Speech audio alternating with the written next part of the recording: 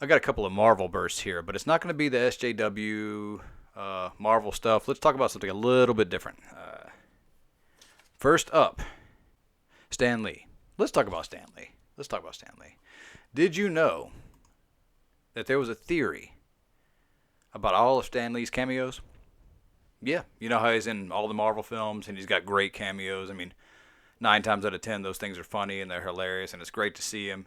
I mean, the slight spoiler warning on this: if you've not seen Guardians of the Galaxy 2, it's not a big one, but it is one. God, I'm trying to think if there's a way of the constructive way of saying it without it being a spoiler. There's not. So, counting down to spoiler territory in 3, 2, 1.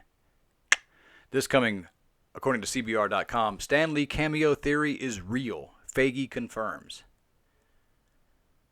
So, if you've watched a movie set in the Marvel Cinematic Universe, you've no doubt noticed comic book visionary Stan Lee popping up in little cameo roles.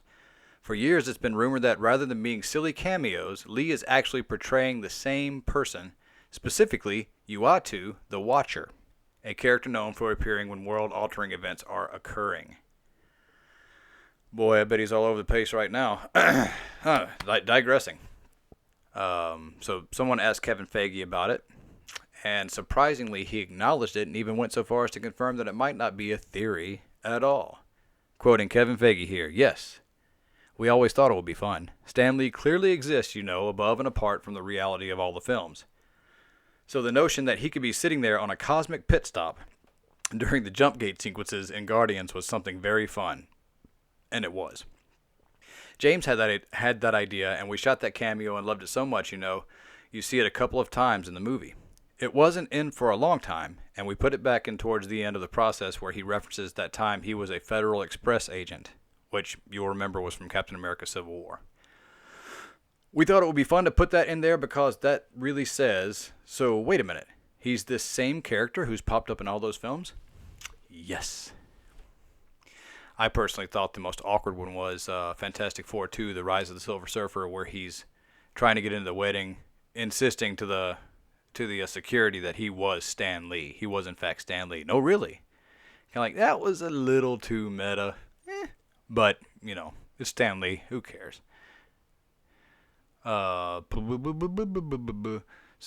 going on in the article, for those who want to avoid spoilers for any scene in Guardians 2, be sure to look away now. I'm not sure why they say that now. But digressing, Lee seemed to appear twice in the film, and in both scenes he seems to be speaking to a group of Watchers about his findings.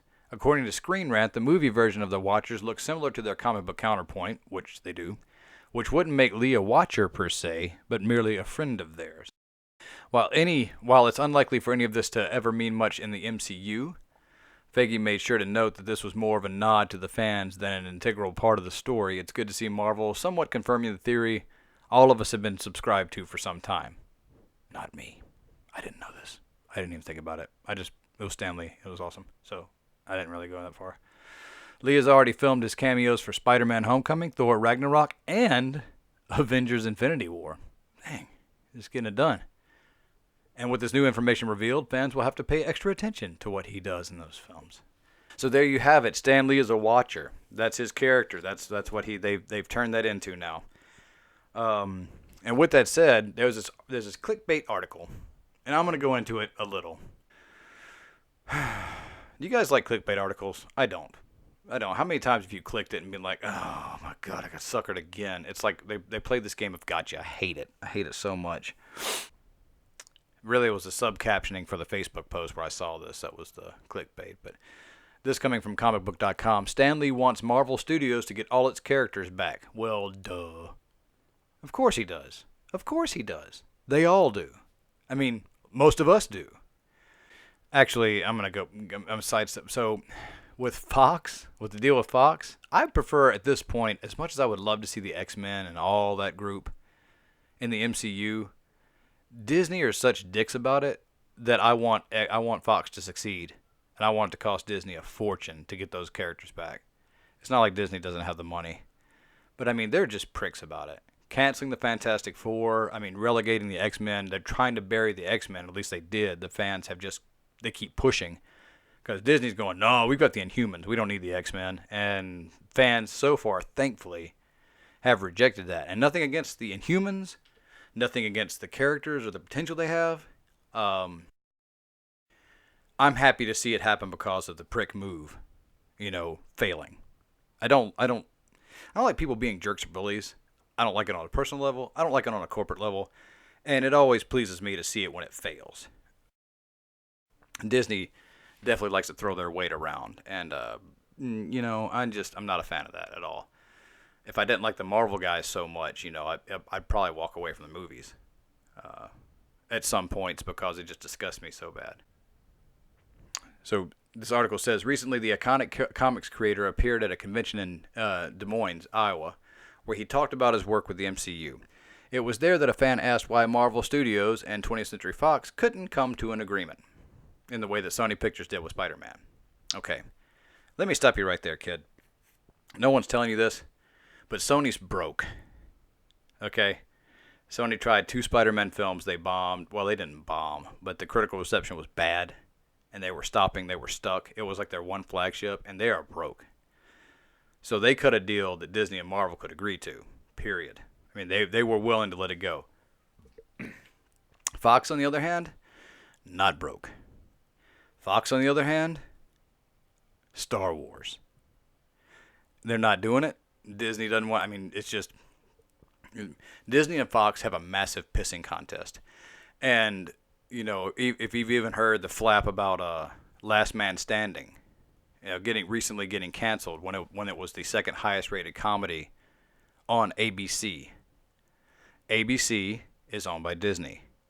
Last Man Standing is owned by, anybody care to take a guess? You there with your hand raised. Yes, Fox.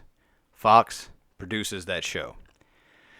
And you can say what you want about, Tim Allen's politics. Yes, politics played a part in that. I'm sorry. Disney, you can see what they've done with Marvel. You can see what they're doing with some of the Star Wars books. I mean, they are pushing their political agenda into almost everything. And it's really, really grating my nerves. So, did politics play a part in that? Yeah, I honestly think it did. But it's also about money. And it's also about this pissing contest. So, there's a lot of things going on. I personally hope for everybody involved that Last Man Standing finds a good network to land on and isn't just flat out canceled out of the blue. That was their numbers are solid. They should have kept going. But back to the article. So there's what no one will tell this kid at this place. But Lee said he was not up to date with the particulars of Marvel's film rights at the moment, but the writer did say he wanted all of the company's flagship heroes to fall into the MCU one day.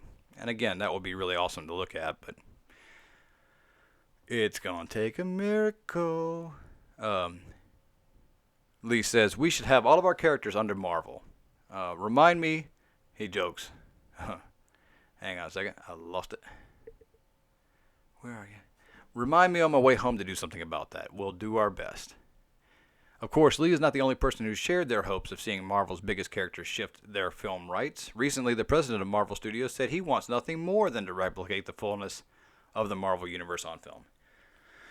Yes, of course. And then Feige kind of goes on into a spiel. So no plans beyond that for the few remaining characters that aren't already in the MCU, but never say never. Who knows what can happen in the future. So he was talking about the success of actually landing Spider-Man for Civil War and the Infinity War, which I think is great. The new Spider-Man is fantastic, and I loved him in Civil War. I look forward to the movie coming out this summer. I look forward to the Avengers next year. So, article concluding, for now it seems like the MCU will have to deal without the Fantastic Four and the X-Men. Fox is moving ahead with plans to revamp its X-Men cinematic universe with new projects like Dark Phoenix and New Mutants, which I reported on in this video here. As for Fantastic Four, the studio has failed to produce any worthwhile adaptations of the superhero family. Both of Fox's franchise attempts with Fantastic Four bombed at the box office. No, the original one didn't. So there's a chance Marvel Studios could convince the company to lend the iconic heroes one day. You know what I mean? I agree with that. I'm gonna take it a half step back and say Fox should just suck it up and do a deal for the Fantastic Four. They've had 3 attempts. One of them, the first try, was moderately successful, and it wasn't a great movie, but it was fun, and it had the right type of spirit and tone for the Fantastic Four. And part two kind of did too. I mean, I think part two, they weren't great by any stretch of the imagination. They were wrong, but they still had that lighthearted fun, And the Silver Surfer was cool. I thought he was well adapted to the screen. Galactus, not at all. But yeah, I mean, but for the most part, yeah, Fox has had 3 attempts and they've not really gotten it right. I think that they got their butts handed to them with this last one. They probably should go ahead and do the deal.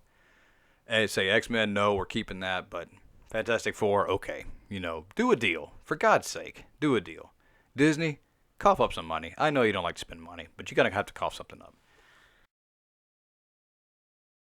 I've got another one, but I think I'm out of time on this segment, so I'm going to move on to the next story. I'll see if I can't get to the Hydra website news later this week.